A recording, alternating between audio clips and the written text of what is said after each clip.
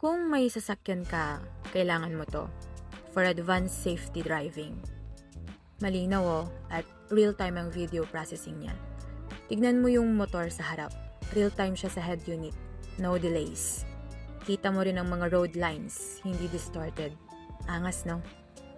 Pag mag-signal turn ka, automatic yan na mag-360 view. It's a safety feature para mag-guide ka sa mga blind spot areas ng sasakyan mo pag liliko or mag-change lane ka. Ang pinakagusto ko talaga dito, kita ko lahat ng paligid kaya mabilis na lang akong mag-park at magmaneobra sa mga masisikip. And night vision din kasi yung camera kaya kahit madilim, go lang ng go. Kahit may ibang apps na naka-open, kunwari YouTube, automatic ang reverse view pag aatras ka rin.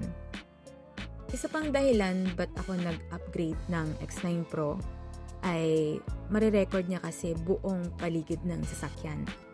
Front, rear, at left and right side.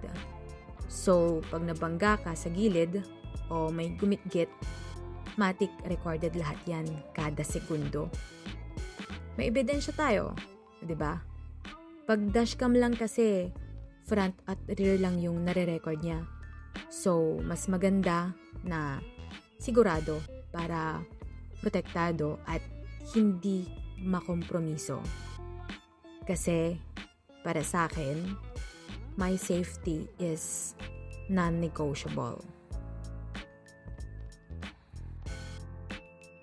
So, ganito pala yung itsura ng recorded footage ng 360 camera ng X9 Pro Navi Android.